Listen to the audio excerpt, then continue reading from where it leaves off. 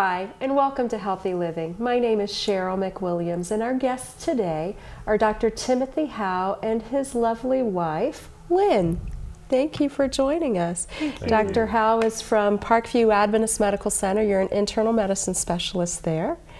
And Lynn, you have a master's degree in public health, and you're also a social worker. That's right. Very good. Well, today we are talking about depression.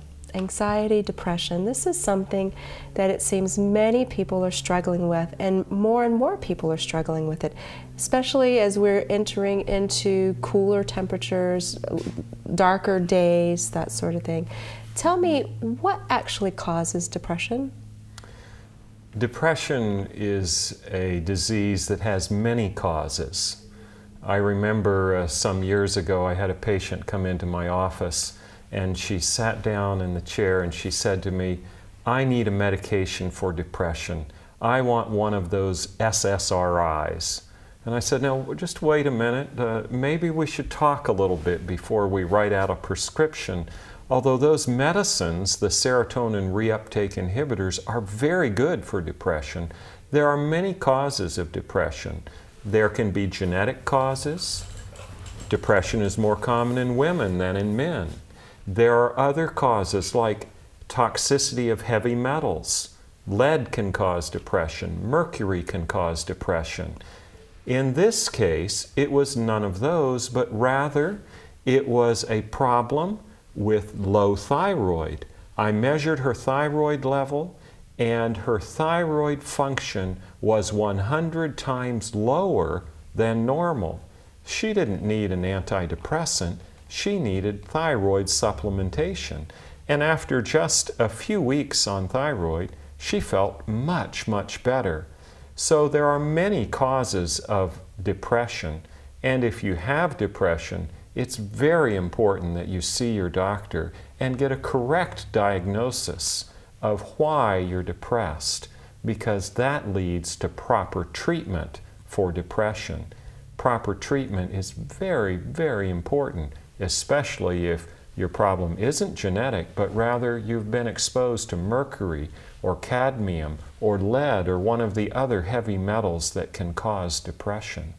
So there can actually be a medical cause for depression outside of emotional responses. Absolutely. In fact, if you look at depression as a whole, there is one characteristic that is always associated with depression, and that is decreased blood flow to the left prefrontal cortex of the brain.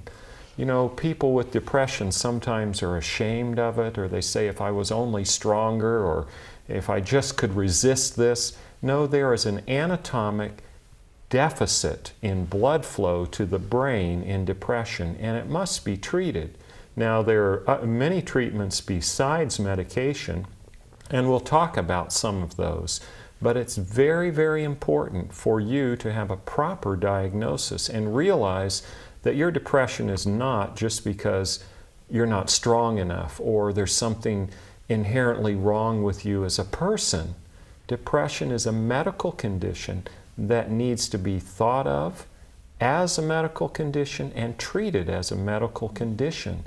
It is definitely related to observable changes in the blood flow and the structure of the brain.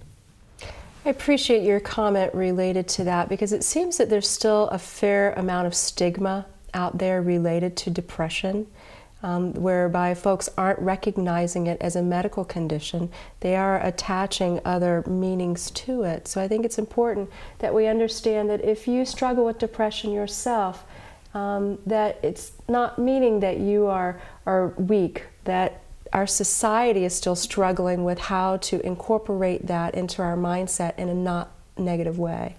I look at depression just like I look at high blood pressure. If you come into my office and you have high blood pressure, your neighbor doesn't say, "Oh, what a bad person, he has high blood pressure." I don't think any different when I see someone with depression. It's a treatable medical illness that needs treatment. The only difference, I suppose, is it needs treatment even more urgently than high blood pressure. It, like high blood pressure, is associated with increased risk of heart disease, and stroke, but it's also associated with increased risk of cancer. So very important that we take depression seriously, that we be able to identify it and treat it promptly. I've read on many occasions that some nutritional factors or deficiencies can actually bring on depression, and in some cases can be used to treat it. Tell me about some of the nutritional components. Well, I think one thing that's always a really good place to start is that if we don't have enough water, if our water intake is low, our bodies aren't going to be at their optimum performance. And if we are drinking 8 to 12 glasses of water, that's always going to give us a mental boost because everything is going to be working better. But I think that there's some exciting research that's showing that excellent intake of omega-3 sometimes can also give a real boost to our moods and give us that extra help that we need. And you're talking about omega-3 fatty acids. That's right. Okay, and where do we find those? And an excellent source of those is flax seeds. And I think one thing that's really important to remember when you think about flax seeds is where to find them. And often you can find them at a natural food store. You know, we have Morning Glory here in Brunswick, but many good health food stores will have a bulk food section where you can find a lot of the nuts and seeds. And once you buy your flax seeds, the second thing to remember is it's really important to mill them because your body won't be able to process them well. You mean grind them up? Grind them up. And you can get a small coffee grinder and whiz them around in that for a few minutes and then serve them fresh on your cereal. And they're absolutely delicious. You know, a tablespoon or so on your granola, it's fantastic. And it needs to be fresh because it doesn't have a long shelf life. Okay, very interesting. When we're talking about depression, remember it's a blood flow issue to a large degree, regardless of the cause. And when you talk about nutrition, you want to think of blood flow as well. My wife mentioned water. Water is very important because as we drink more water, our circulation is better. As our circulation improves, so does blood flow to the brain. That's why exercise is also very important in treating depression, because exercise improves blood flow generally. If you improve blood flow, generally you'll also improve blood flow to the brain. And exercise and diet, both, when you think about them in regards to circulation, they can help with depression. The omega-3 fatty acids that Lynn mentioned do influence our cholesterol levels, the health of our blood vessels, and also our circulation, as well as having an effect locally and biochemically on the brain as well.